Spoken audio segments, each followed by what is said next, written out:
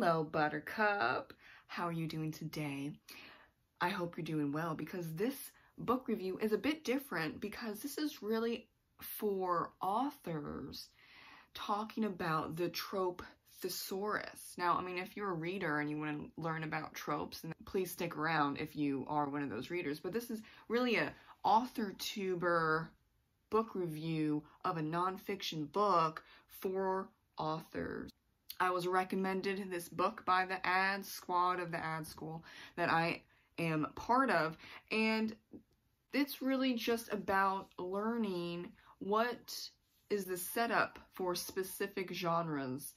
And though they didn't include the historical fiction genre, I wanted to learn more about fantasy, because I was getting into urban fantasy, and I wanted to know if I was doing it correctly. And it seems like I am, so big thumbs up for that. Now, I gave this book 4 out of 5 stars. We're gonna just touch on why it's 4 out of 5 stars instead of 5 stars, and then go into the main points that I want to make with this novel. So first off, there are, in the paperback version, I have the paperback version, there are some typos, but then when I looked in the ebook version, at least the 10%, which this is a short book, so 10% is pretty significant, they weren't there. And I hate when writers or publishers or whoever is, you know, running the gamut behind the scenes decides to update the ebook but not the paperback, because there are people that buy paperbacks. Hi. Me. I'm just saying. And this is also a book that people highlight or people make notes in, so why wouldn't you update the paperback version when there are typos? Another thing that I didn't like, this is like an old style of how you format a nonfiction book, and it just is distracting to me. And then another point is she does spoil quite a few books and TV and films, but it's not necessarily her fault, because she's going through the summary to talk about all of the tropes that are involved in the movies or the book. But I was like, oh, I wanted to watch that TV show, but I kind of know everything that just happened. So that was maybe have like a spoiler alert in the beginning. Getting into the book, it is noted several times that tropes are just life in general, but they have, let's just say, like labels. You can use hollow tropes like rich girl, and it's not good, so then it turns into a cliche. Another example would be the chosen one. Go with Katniss from the Hunger Games. She's the chosen one, but twist is that she doesn't really want to be, and she's not the perfect propaganda marketing, I'm blanking on like the specific words, but she reluctantly decides to be the face of the rebellion, but she doesn't really follow the rules, or she is not mentally or emotionally stable for good reason. But see, that's interesting, versus you have a chosen one in a fantasy novel, and the main character doesn't matter the age or anything like that, but the main character is a Mary Sue, as in plain Jane, you're perfect in every way. That becomes a cliche. It's a trope, but now it's a cliche because you did nothing with that character. You're just like, I'm gonna slap on that it's the chosen one trope, and I'm gonna ride that out for 5 books. Like, no, you need to make it a little more realistic. This is what I really want to hone in on. Tropes are life, but you need to make the tropes and the characters and the plot and just everything in the story realistic, and then readers will follow. So you can't have just the rich girl trope and not have complaints, but you can do something like Legally Blonde with Elle Woods, who is a rich girl. But you know what? She has layers upon layers upon layers. She's funny, she's engaging, she's kind, which you don't think that a rich girl would be, but she's also kind. And then she's smart too.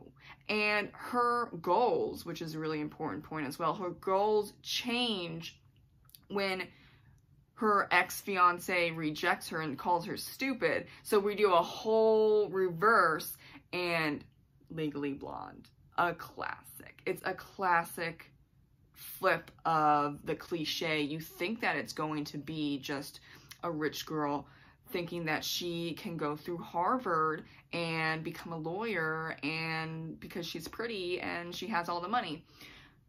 No, she actually works hard.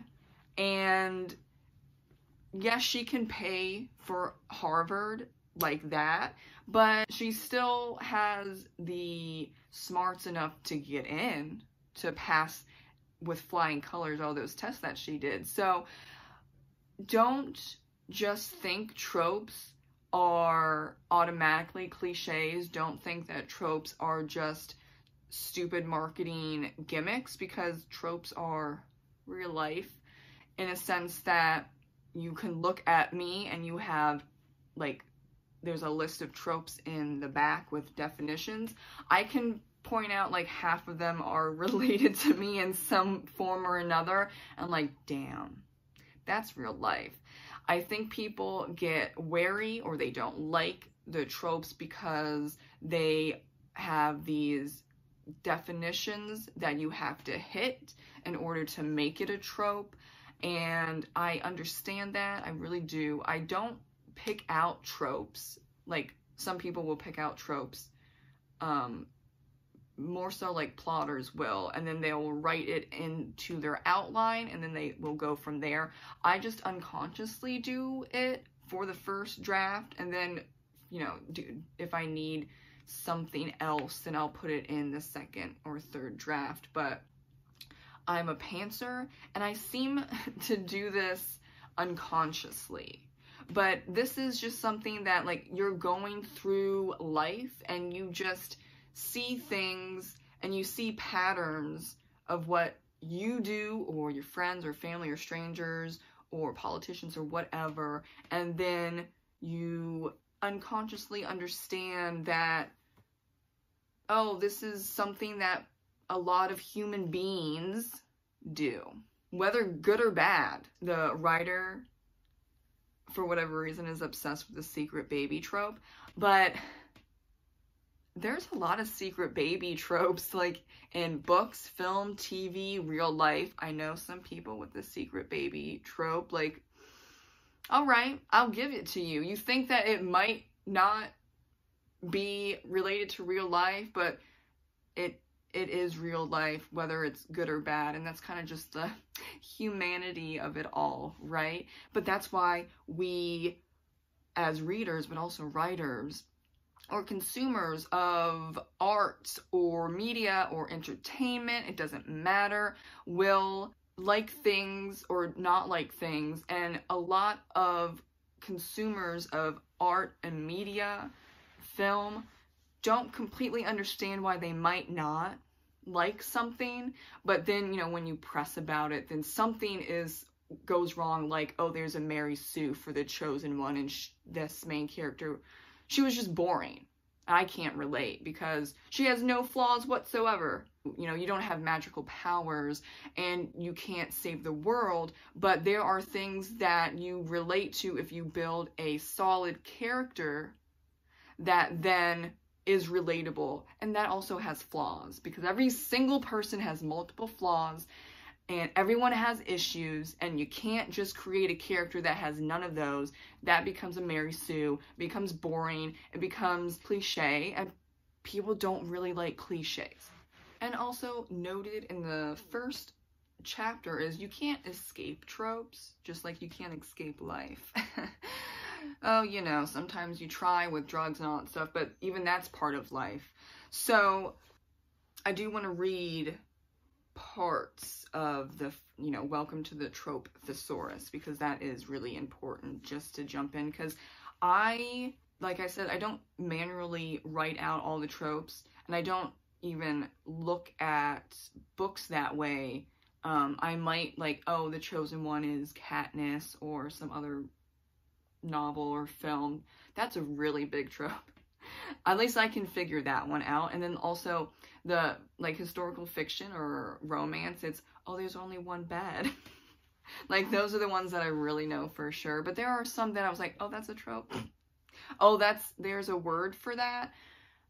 My bad. Of course there's a word for that. I'm lost in the clouds. Whether you are team trope because you know which ones your audiences love, or you don't feel comfortable using them, tropes are landmarks. They prepare our audiences to be wowed by twists of character, world building, and conflict. A trope is a contract with the reader. It says, trust me, let me tell you a story. They are neither positive nor negative, though that can be debated. I don't like the cheating trope, but I mean, there are cheaters out there. So it's like, pick and choose which one you want to go with, basically, based on your morals. And that's what I do. Like, I'm not going to do a cheating trope. There are people in romance or romantic fiction or dark romance that want the cheating trope. So it's like up to you as the writer. What genre are you writing? What are your morals? What do you want to tell the story? What are your characters all about? It's really up to you.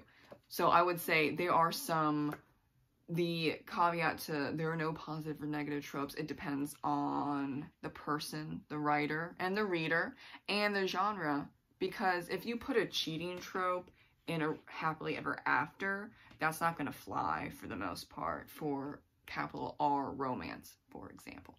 But moving on, tropes are tools to use in our story world. Tropes can be applied sparingly or more liberally. It's all up to you because they work for us, as in the writer and the consumer.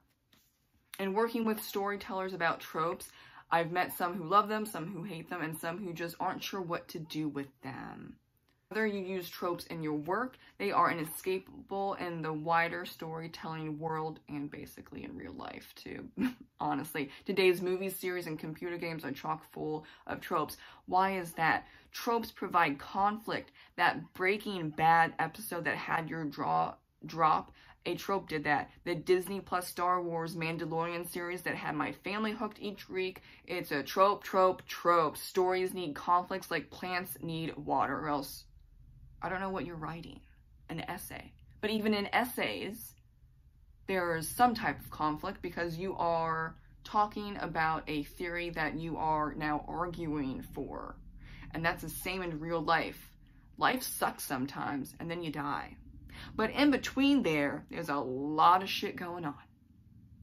And you could say, if you're putting your life onto a piece of paper and you read it out in summary, and you're picking and choosing what tropes you have in your own life, you're like, damn, that's a lot, because we have a lot going on.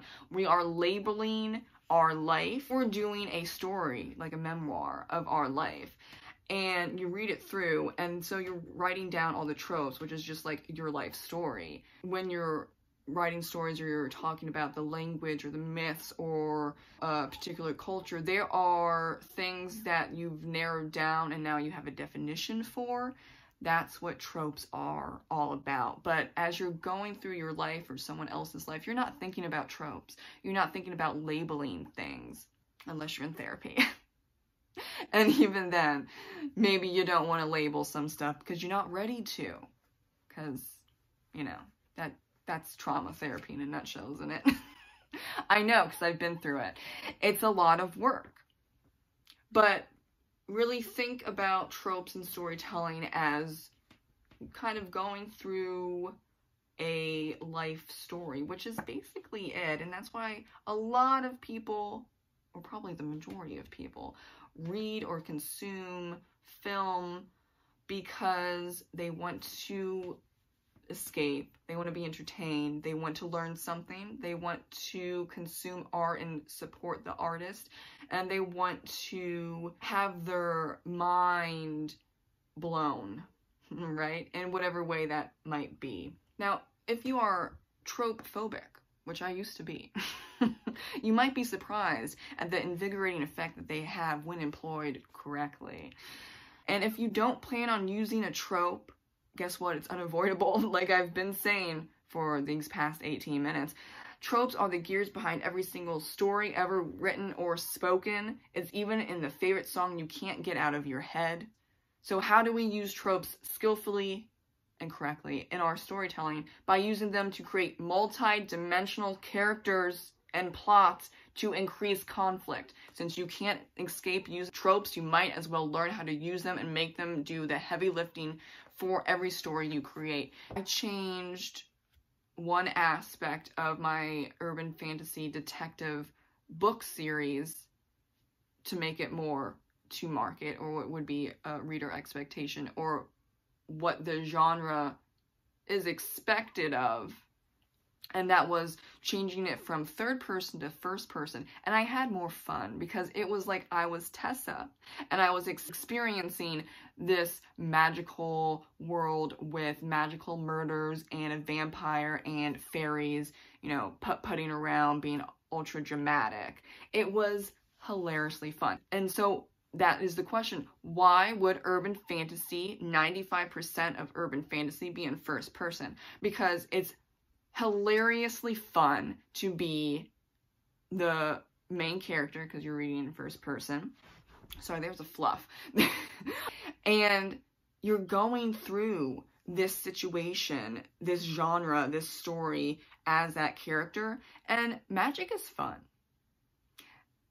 And that's why urban fantasy is mainly, like really mainly, 95% of in first person, because it's a different experience. Now, and that's the same for romance.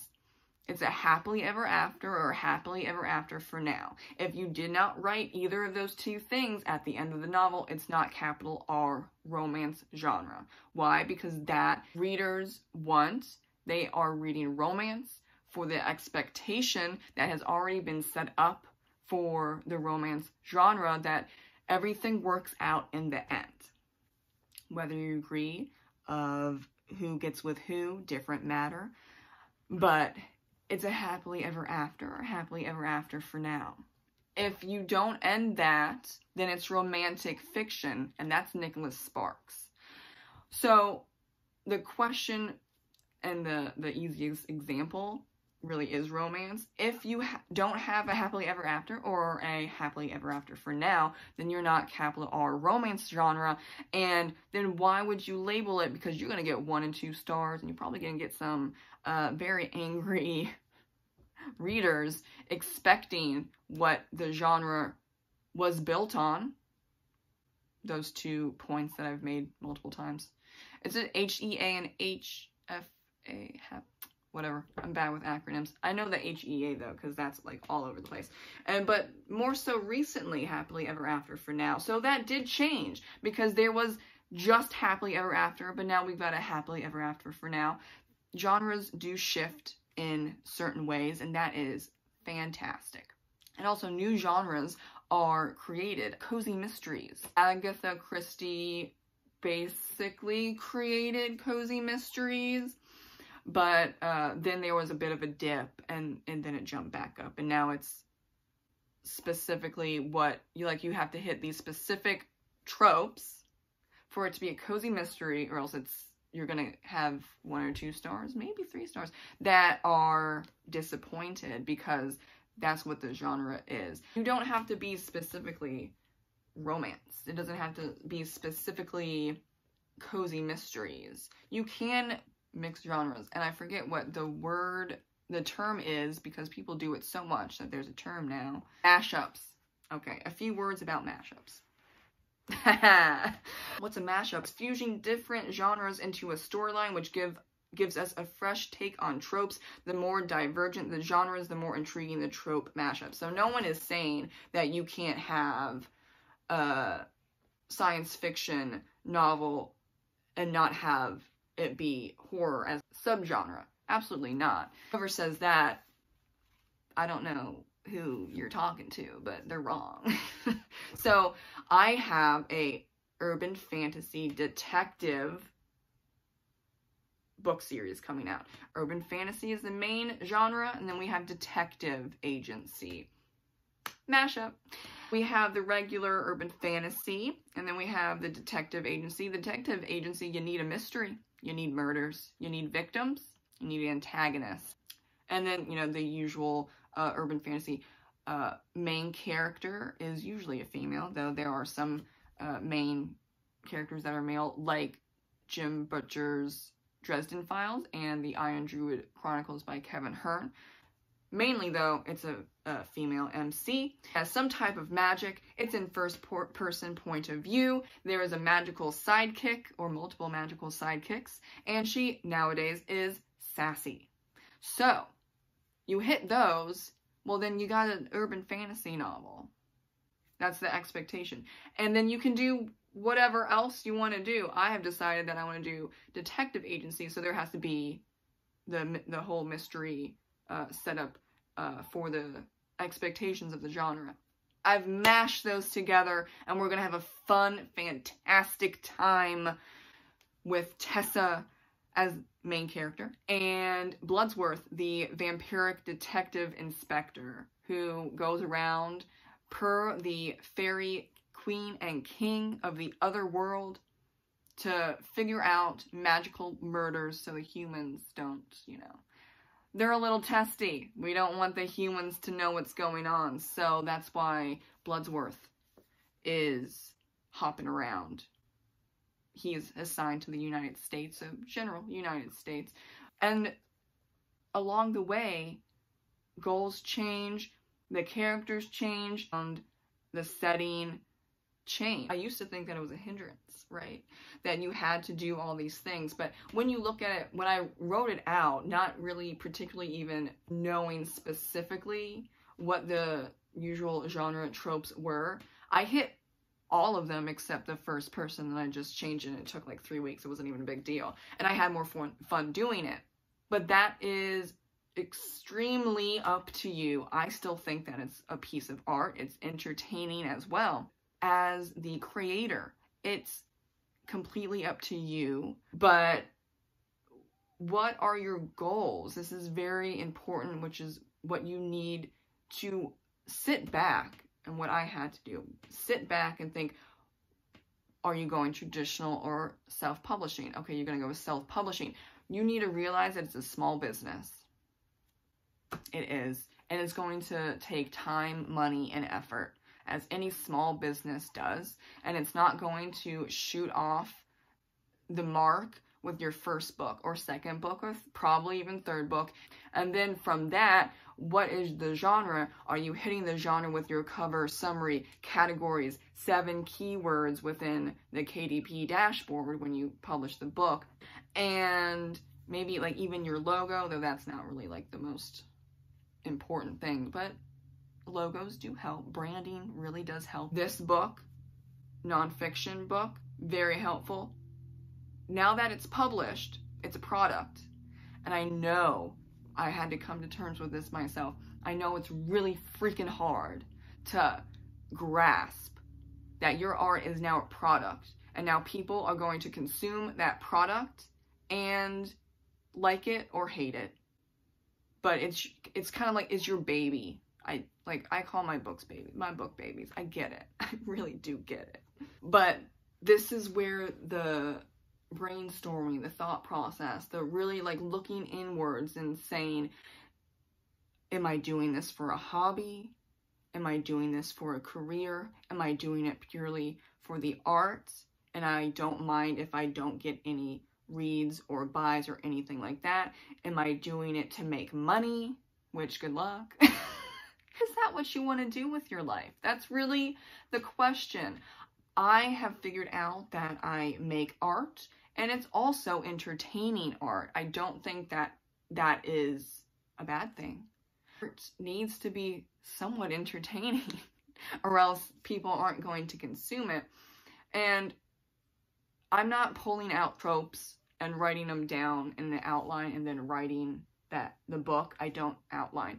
I just knew instinctively and consciously by reading multiple urban fantasy series that there are certain things that are expected, and then I actually messed up in the fact that I thought that I needed to write every single book in third person. I don't know why. That was a weird logic that I had, but you don't. It was like a weird moment where like, oh wait, I don't need to write everything in third person because like that's my trend or that's my signature. Oh, like, hello, dumb moment. It's fine. I have those often. I've jumped into, with a lot of soul searching and a lot of therapy appointments, honestly, and talking to my fiance, my mom, and all that stuff, that I am running a small business. Absolutely I am. And I write the first draft for me because I freaking love it. And then, you know, you tweak some things here and there, like changing it to first person. And oh wait, damn, I have tropes that match the genre. Didn't really mean to, but because I've consumed so much urban fantasy, it works. And I didn't really need to try that hard.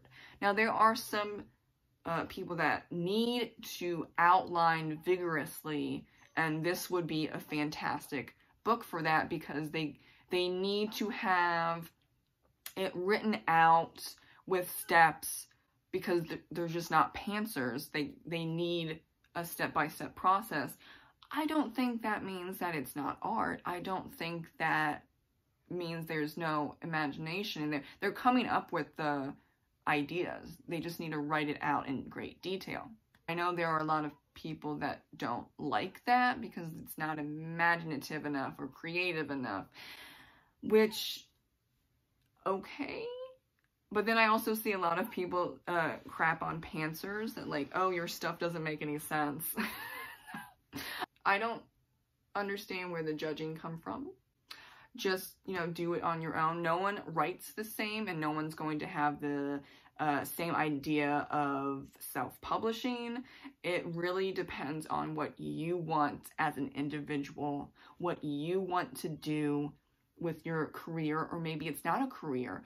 Maybe it's for that you just want to get your art out there and you're not going to do any marketing and you're not going to follow genre expectations, or maybe you'll follow some of them but not all of them, or maybe you're going to wait a few years. You have a bunch of books waiting, but you're like looking to see if maybe something changes, like it did for romance. You have that happily ever after for now, so it's happily ever after and happily ever after for now.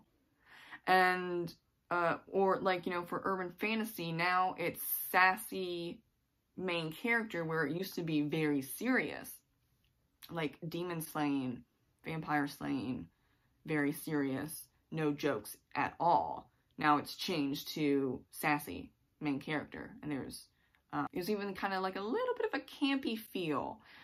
Not everyone is going to write like that, or they want to read that. So there are some writers and even some readers that will not read, you know, specific changes, then maybe it will go back to that. Or maybe you can share, like with romance, you have two sharing, there's similar tropes of expectations. So it could be something like that, but it's really up to you as the creator of your world, your product, if you decide to bound it and put it on the internet, or, you know, sell it in person. But think about the sales tax. That's why I haven't been selling in person.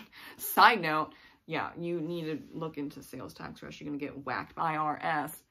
I think something that Andy Warhol said a long time ago, and that I have really embraced over the years, especially through my time with Wattpad, where just like Lily doesn't end up with Henry.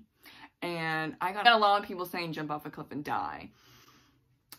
Interesting, right? But I didn't break any genre expectations. I just didn't put Lily and Henry together. But that was my decision because I know the characters better than anyone, and they just don't work together. They're friends, but they're not relationship people together.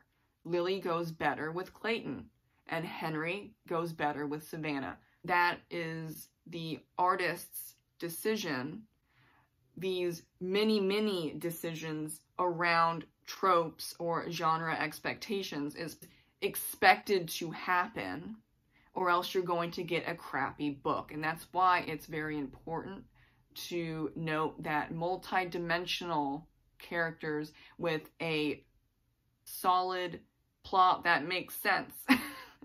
And it's okay to make them human, because tropes are basically real life, whether we like that or not. It is a bit of reality.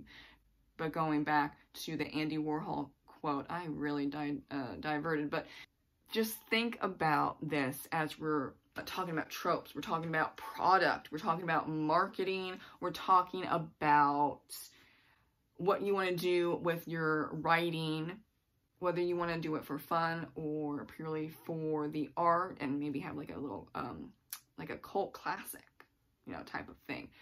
Or you want to make a career out of it and make 6 figures, but you still think your books are a piece of art, even if they're selling 6 figures. Just think, paraphrasing here, but release your art and let the masses decide whether it is art or not, whether they love it or hate it, and then keep producing more art. And I think that is really poignant, because it is up to you mainly to decide if this particular book is good, and you think it's good enough that then you publish it, and then the readers will consume it and see if it's good or bad, or they're indifferent to it, or whatever it is.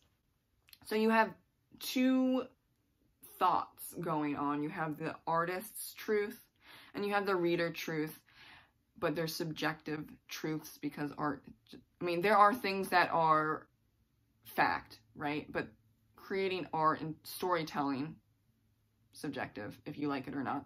And then if your book becomes big enough, like the zeitgeist of the readers, which you would probably call the fandom, that's even different by just individual reader experience. And it's definitely often different than writer experience, the person who created the work of art, because you have primary, secondary, tertiary, and you know, the farther you get out from the primary idea, thought, artwork, whatever, it's a little muddled. But that is still something that is allowed to be there. Fandoms, love them. I'm not necessarily part of a fandom because I don't, you know, have like the time or energy to really engage and stuff like that. But fandoms are amazing. And that also includes fan fiction. Totally fine with that. Love it. Fan art, love it. And then you see the readers' differing thoughts and views and ideas or images of what you originally created. But that doesn't mean that that's taken away from you. You're still the artist, you're still the creator, but you decided to release it and to sell it as a product instead of keeping it, you know, in a desk drawer for the rest of your life. So things are going to change when you release it, and you can't control other people. You can't control their ideas on who should be shipped with who. In my case, for Lily and Henry, they decided that it should be Lily and Henry, and I hate you, jump off a cliff and die because you didn't make them end up together at the end of the novel. That is on them. Harassment and bullying and death threats and, you know, reader space, blah, blah. Okay, different topic. But, you know, that is the individual or many people's opinions on your artwork, whether it's to market or not. And that's fine. Go right ahead. Is what happens when you release a novel. I remember a long time ago when I was on Twitter, someone said, like to Diana Gabaldon. So this is a little different. They kept tweeting her, I don't know why, that Claire has mousy brown hair, and therefore Katrina Balfe, who plays Claire in the Outlander series, can't possibly be cast. So for a little bit, Diana ignored it, but then she tweeted him and she's like, show me the page or the pages where I said that Claire has mousy brown hair, because I don't. Because I know my character, and she doesn't have mousy brown hair, whatever that means. And so therefore, Katrina Balfe can play Claire in Outlander.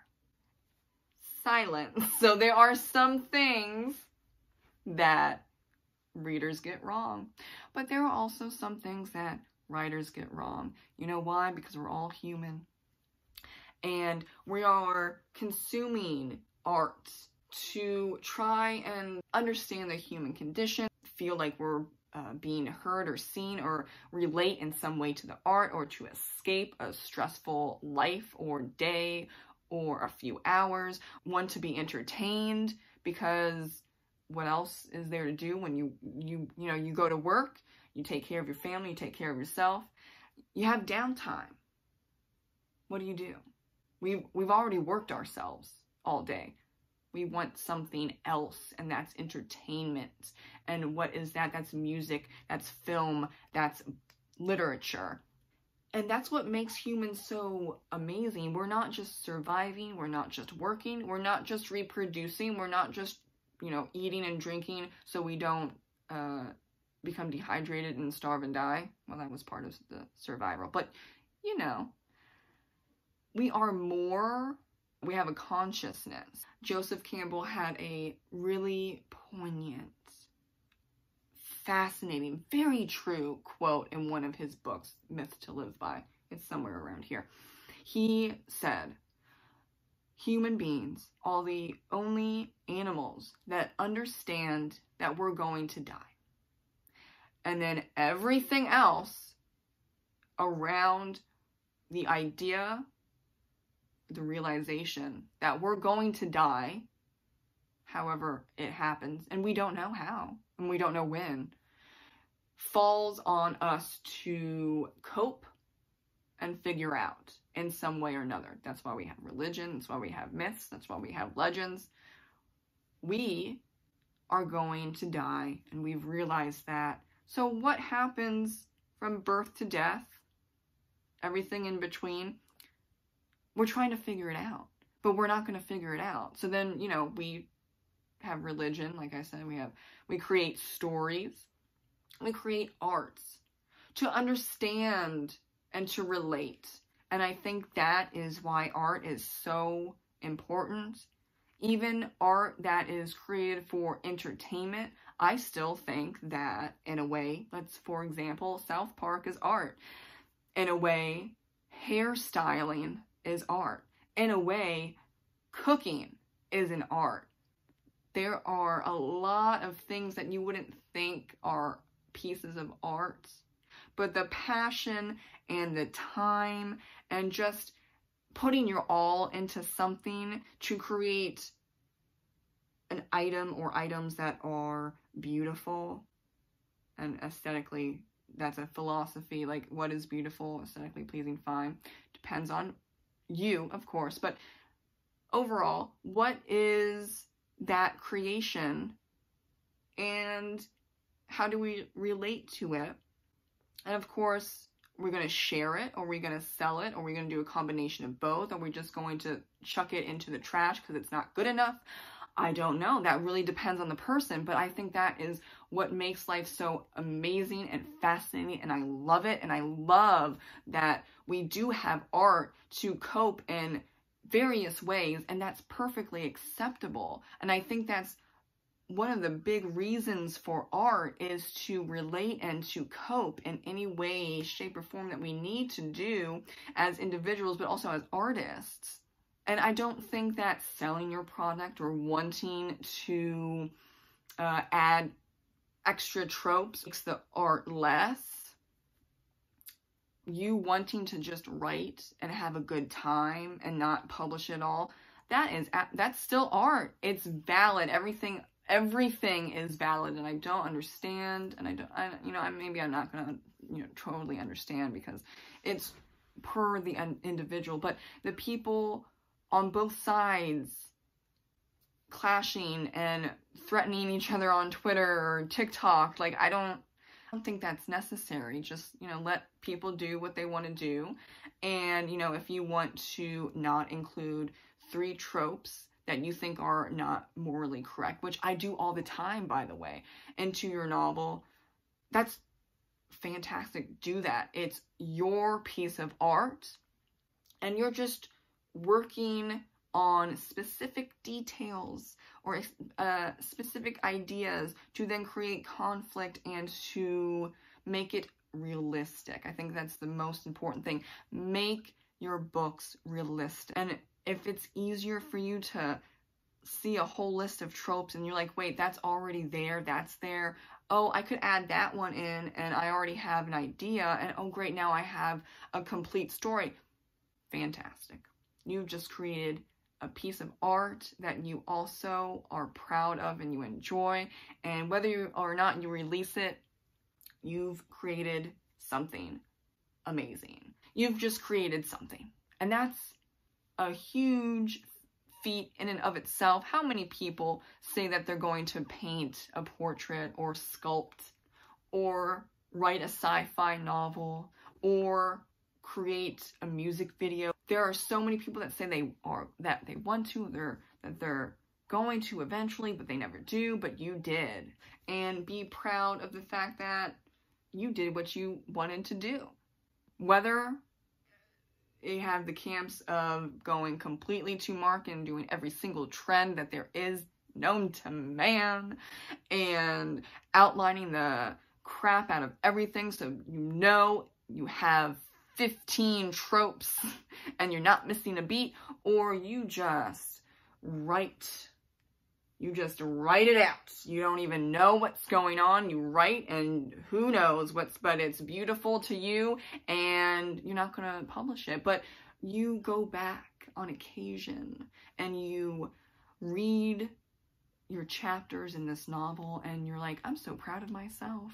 I don't want anyone else to see it because this is very personal. It's my, I wrote out my trauma, but I healed from that. And this book is something that reminds me that I am a strong, resilient person, and no one else gets to read it because this is for me. Both sides, fantastic. I just want you to do what you want to do, based on you as an individual and what you want and need out of your life, because we've got one life to live. And sometimes life sucks. Yes, it does. And then you die. But in the middle, as Joseph Campbell said, we are going to, cope and figure things out and live life in whatever way one does. But follow your bliss. Another Joseph Campbell quote, follow your bliss. Whatever makes you blissful, whatever makes you happy, whatever gives you stability, follow that bliss. Thank you so much for watching this very long video. I think it's my longest video, but I was inspired. Yeah, I was inspired by the Trope Thesaurus and also AI, surprisingly. I mean, that's a whole discussion, different discussion. And also people in various areas, but I think mostly in ad school, realizing, what they need to do for marketing and, what they want out of writing in general. It is up to the person, and I think that is a journey that you can definitely, take with others, holding each other's hands, but you are ultimately going down that road. And it's hard, but it's okay that it's hard. Damn, life is hard sometimes. And I hope this video helps in some way or another, whether your decision of either or maybe like in the middle for your writing or just art in general, I don't know, but I hope it helped a little bit. And I do recommend the Trope Thesaurus. Maybe you read the book and you're like, I don't want to do anything like this. It's totally fine. Or maybe you're going to do all of the things. Totally fine too. It's okay. I'm here with you. At least, you know, virtually, I'm here with you. Thank you so much again for watching. Have a great rest of your day. Read, write, paint, sew. I don't know. Whatever you want to do to just decompress during these hard times. Have a great rest of your day, and we'll see you in the next video. Bye.